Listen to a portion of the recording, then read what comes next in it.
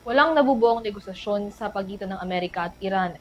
Ito ang binigyang linaw ng Iranian Parliament na una na itong tinawag na fake news. Kasunod ito ng patuloy na pakikipag-usap daw ni US President Donald Trump sa isang right people na taga-Iran na hindi niya pinapangalanan.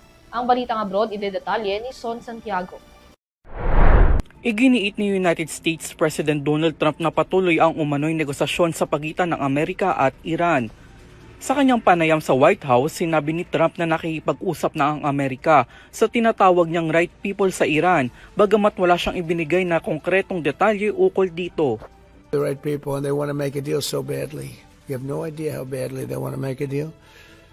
Iginiit din ng Pangulo na pumayag na umano ang Iran na huwag nang mag-develop ng nuclear weapons. Agreed to that. There won't be any nuclear weapons. They're not going to have, and they're not going to have enrichment, any of those things. But Bukod pa rito, ikinatuwa rin ni Trump na ang mga right people na ito sa Iran ay nagbigay umano ng isang regalo sa Amerika. Hindi rin siya nagbigay ng iba pang detalye, ngunit sinabi niyang may kaugnayan ito sa langis at gas.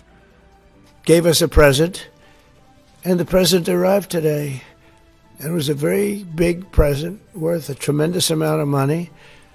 And I'm not going to tell you what that present is, but it was a very significant prize.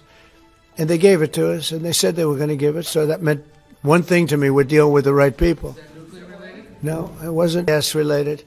And it was a very nice thing they did. But what it showed me is that we're dealing with Bilang konteksto, ipinabatid ni Trump sa parehong panayam na nagkaroon na ng regime change o pagbabago sa pamunuan sa Iran matapos ang matagumpay umanong kampanya ng Amerika at Israel.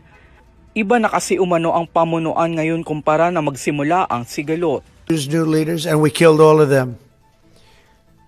And now we have a new group, and we can easily do that, but let's see how they turn out.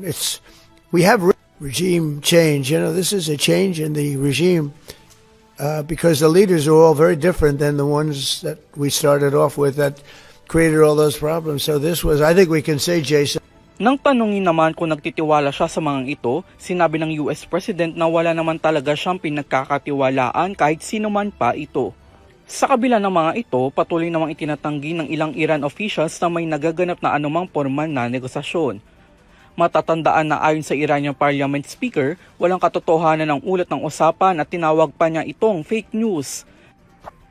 Samantala sa isang bagong pahayag na inilabas sa Iranian media, pinabulaanan din ng isang Iranian military spokesperson ang sinasabi ng Washington at iginiit na nakikipagnegosasyon lamang sila sa kanilang sarili. Para sa EuroTV News, ako si Son Santiago, sumasaludo sa bawat Pilipino.